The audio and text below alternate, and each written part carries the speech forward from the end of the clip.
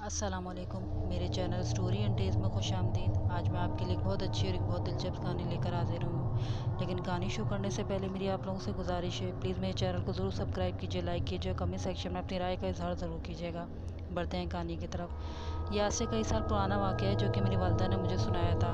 ये वाक़या मेरी वालदा के खालाजाद भाई के साथ पेश आया था। ये पुरस्कार वाक़या मशरक़ी पाकिस्तान बनने से पहले का है। मशरक़ी पाकिस्तान से पहले हम और हमारी खाला का ख़ानदान सैयदपुर में रहायश पजीर था। मेरे खालाजाद जिनका नाम नईम था, इस वक्त 18 साल की उम्र थी और वो ढाका शहर में तालीम हासिल कर रहे थे। एक दफ़ा जब वो छुट्टियों में अपने घर सैयदपुर आए तो उनके दोस्त भी इनका गांव देखने के शौक़ में इनके साथ आ गए। छुट्टियों की फरागत थी। रोज़ाना वो कहीं ना कहीं घूमने फिरने सब दोस्त के साथ निकल जाते। कभी मछलियाँ पकड़ रहे होते तो कभी तालाब में नहा रहे होते, कभी बागों से फल तोड़ के खा रहे होते। इसी घूमने फिरने में एक रोज़ वो किसी वीरान जगह पर निकल गए। सब्ज़ा और हरियाली देखते ही देखते वक्त का पता ही ना चला, यहाँ तक कि शाम होने लगी। अचानक इन्हें दूर वीराने में एक झुग्गी नजर आई। कुछ सोचकर वो झुग्गी की तरफ बढ़ गए। झुग्गी की तरफ जाते हुए इनके दोस्तों ने इन्हें नहीं देखा। वो दबे पांव आगे बढ़ने लगे। थोड़ा आगे बढ़े तो उनको झुग्गी में एक खिड़की नजर आई। झुग्गी की खिड़की से उन्होंने ज़रा सा झाँक कर देखा तो उनके औसान खता हो गए। क्या देखते हैं कि एक टौनी शक्ल की बुढ़िया वहाँ मौजूद है और कुछ खा रही है। नईम भाई ने जब गौर से देखा तो एक इंसानी दिल था। वो बुढ़िया इसे चबा चबा के खा रही थी। ये देखना था कि इनके रोंगटे खड़े होकर उनको ज़ोर से उकाइए। उल्टी की आवाज़ सुनकर उस बुढ़िया ने इनकी तरफ देखा। अभी वो वहाँ से भागने का सोच ही रहे थे कि अचानक इन्हें अपनी पीठ पर दबाव महसूस हुआ।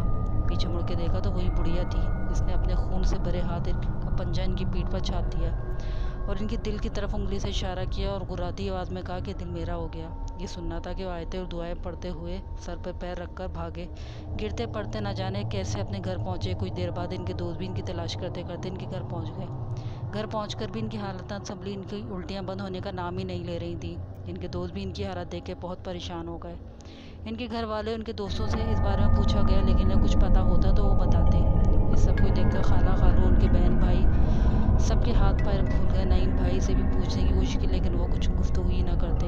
इन्हें डॉक्टर के पास भी ले जाया गया लेकिन कोई फ़ायदा ना हुआ। इलाज चलता रहा। जो वक्त गुजरता रहा छुट्टियाँ भी ख़त्म हो गई और उनके दोस्त वापस हॉस्टल चले गए। नईम भाई के एक भाई हाफिज़ कुरान थे। कुरान ही आयतें पढ़ के पानी पर दम करके जब इनको पिलाया गया तो इनको कुछ अफाका हुआ और फिर इन्हें एक बुज़ुर्ग के पास ले जाया गया। उन्होंने नईम भाई को अच्छी तरह देखने के बाद कहा कि अब वो इनके लिए कुछ नहीं कर सकते। जितनी जल्दी हो सके इन्हें यहाँ से दूर ले जाओ। वो औरत डायन थी और अब इनका पीछा छुड़ाना मुश्किल है। वो डायन इस लड़की की जान लेकर रहेगी। वो इस लड़के का दिल खाना चाहती है। इस हालात की वजह से सारे घर वाले सख्त परेशान थे। इसी दौरान मशरक़ी पाकिस्तान का सानया पेश आया और खाला खालू उनके घर वाले नईम भाई को लेकर इंडिया से चले गए। फिर कुछ दिनों बाद पाकिस्तान आ गए। यहाँ आने के बाद नईम भाई की हालत कुछ संभल तो गई। नईम भाई की हालत कुछ संभल गई और वो ठीक भी हो गए। पाकिस्तान आने के कुछ सालों बाद नईम भाई ने शादी कर दी। शादी कर लिया। आहिस्ता आहिस्ता इनके हालात बेहतर हो गए। इनकी हालत में ही बेहतरी आती गई। इनके बच्चे भी हो गए। अब माशाल्लाह नाना दादा बन चुके हैं। नईम भाई अब बिल्कुल ठीक है। लेकिन अब भी जिस महीने इनके साथ ये हादसा पेश आया था वो पूरा महीना इनके लिए बड़ा मुश्किल गुजरता है। वो घर में बंद हो जाते हैं और बिल्कुल भी बाहर नहीं निकलते।